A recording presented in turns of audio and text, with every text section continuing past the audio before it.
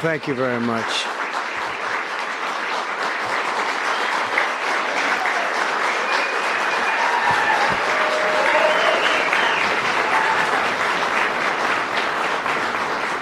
Thank you very much, everyone. And I'd like to start by saying that our country is doing very well. Things are, as you can see, doing quite well. Please sit down. Before we begin, I just want to announce that I signed a proclamation a few moments ago honoring the 250th anniversary of Patrick Henry's famous speech to the Second Virginia Convention, in which he declared very well-known, very famous words, "Give me liberty or give me death." Has anyone heard the phrase? I think most of you have.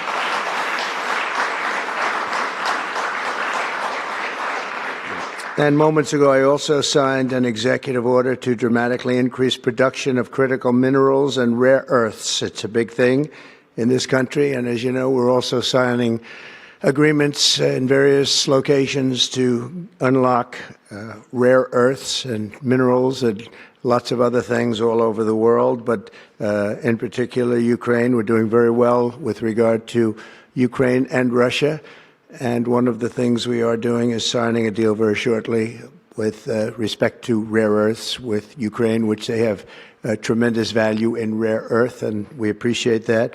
And we spoke yesterday with, as you know, President Putin and President Zelensky, and we would love to see that come to an end, and I think we're doing pretty well in that regard. So hopefully we can save thousands of people a week from dying. That's what it's all about. They're dying so unnecessarily, and I believe we'll get it done. We'll see what happens, but I believe we'll get it done. Today we take a very historic action that was 45 years in the making. In a few moments, I will sign an executive order to begin eliminating the Federal Department of Education once and for all.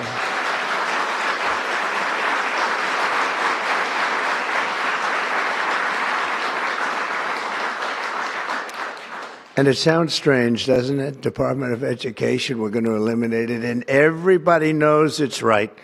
And the Democrats know it's right, and I hope they're going to be voting for it, because ultimately it may come before them, but everybody knows it's right, and we have to get our children educated. We're not doing well with the world of education in this country, and we haven't for a long time.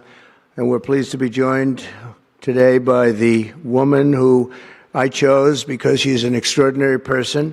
And hopefully she will be our last Secretary of Education, Linda McMahon. Linda, thank you. Thank you very much.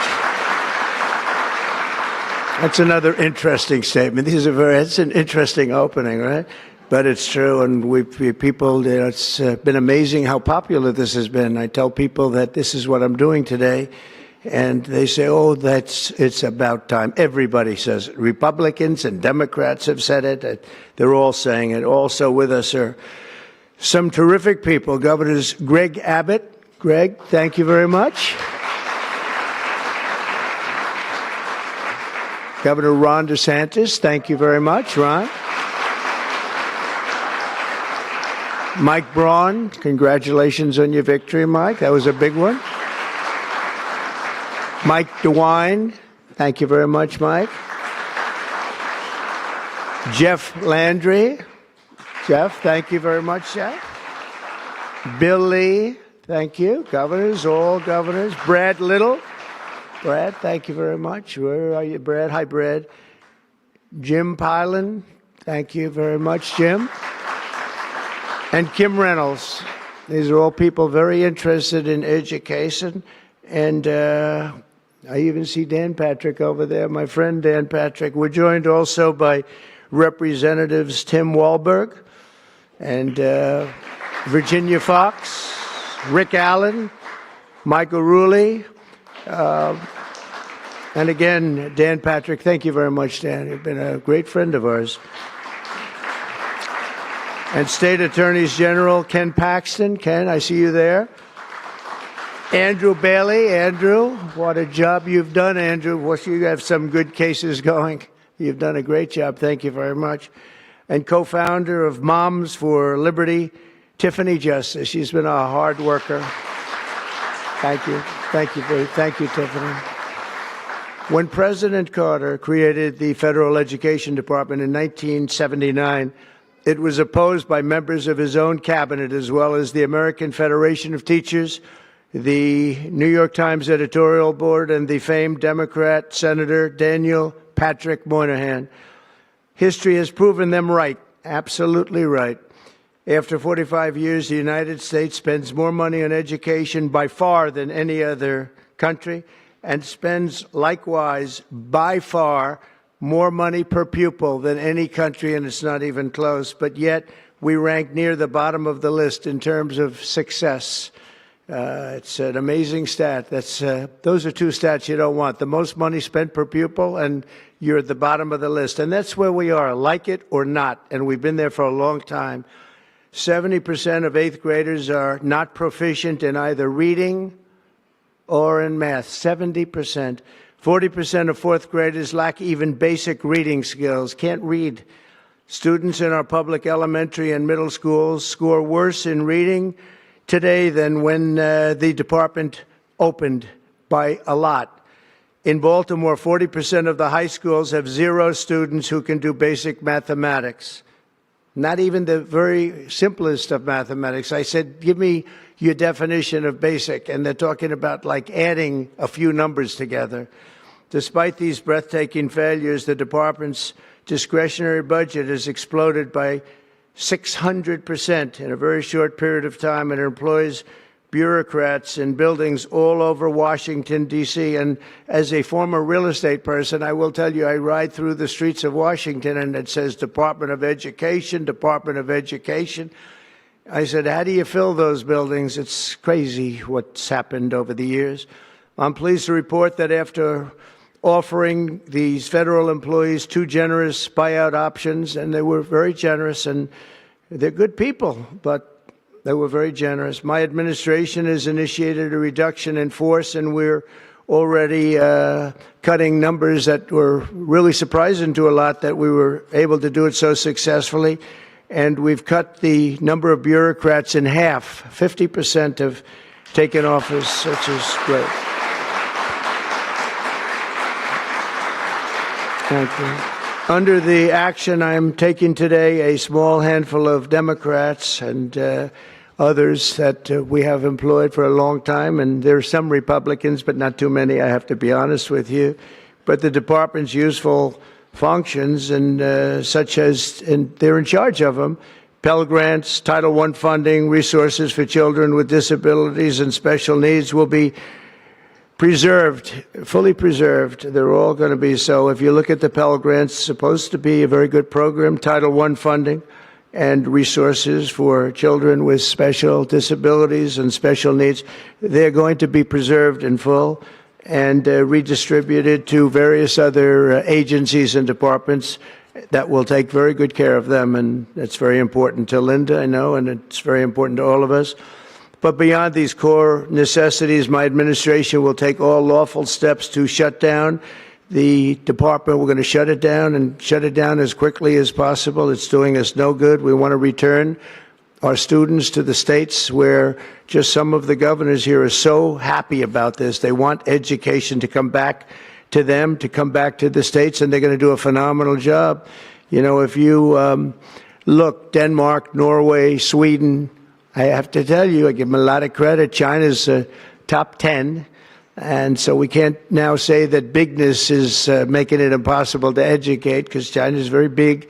But you have countries that do a very good job in education. And I really believe, like some of the governors here today, from states that run very, very well, including a big state like Texas, but states that run very well are going to have education that will be as good as Norway, Denmark, Sweden, and those top, Finland, those top countries that do so well with education. I think they'll do every bit as well. And what do you think about that, Governor? Do you agree? Huh? I think so. Ron, do you agree? I think so. Florida? Iowa? That's right. I really believe that. They'll be as good as any of them. And then you'll have some laggards, and we'll work with them. and we can all tell you who the laggards will be right now, probably, but let's not get into that. But we'll work with them, and we're going to make them, they'll do a job. I think they'll do a job, and they'll go to sections of the state. For instance, New York, you'll have a Manhattan, and you'll have a Suffolk County, and you'll have Nassau County, and you'll have Westchester County. You'll do 4 or 5 or 6 of them. You have upstate New York, and those counties, I think, are going to do very well. And I think ultimately Manhattan should do very well. But we'll break it down into sections, and I think it'll be really, really good. And they're going to be probably the tougher ones, but I think they have a chance to do really well. But we're going to be returning education, very simply, back to the states where it belongs, and this is a very popular thing to do, but much more importantly, it's a common sense thing to do, and it's going to work. Absolutely, it's going to work, and I can tell you from dealing with the governors and others in the state, they want it so badly. They want to take their children back and really teach their children individually. Probably the cost will be half, and the education will be maybe many, many times better. So we look forward to this. I want to just make one little personal statement. Teachers, to me, are among the most important people in this country, and we're going to take care of our teachers. And I don't care if they're in the union or not in the union. That doesn't matter. But we're going to take care of our teachers, and I believe the states will take actually better care of them than they are taken care of right now. They'll work all sorts of systems and even merit systems. Those great teachers are going to be maybe a little bit better rewarded, or maybe that's the way it should be, but the states are going to make that decision. But we're going to love and cherish our teachers along with our children, and they're going to work with the parents, and they're going to work with everybody else, and it's going to be an amazing thing to watch, and it's really going to be something special. And Linda, you're presiding over something that's so important, and you're going to do a fantastic job, just like you have your whole life. I know your whole life I've been watching you. I've been watching you for a long time. She's had nothing but success. So it's tremendous to have you, and hopefully you won't be there too long, but we're going to find something else for you, Linda, okay? So this will conclude what we are talking about with respect to our most cherished group of people, and that's our children. We want to have our children well educated. We want them to love going to school. We have examples of it. Look at those beautiful, bright-eyed faces. They are so smart. They're so smart. And with that, I'm going to come down, and we're going to sign a very important document, and we're going to be on our way. People have wanted to do this for many, many years, for many, many decades. And I don't know, no president ever got around to doing it, but I'm getting around to doing it, so thank you very much.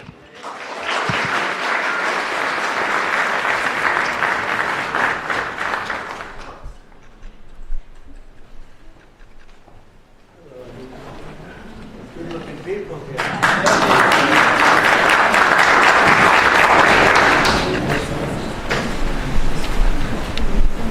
Should I do this?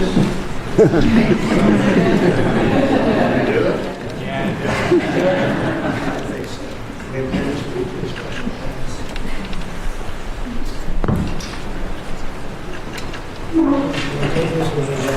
It was very lucky. I signed another document that turned out to be very good for the country, and I said, let's use that same pen. I don't know, is anybody superstitious? Ron, are you superstitious? Let's use that same pen.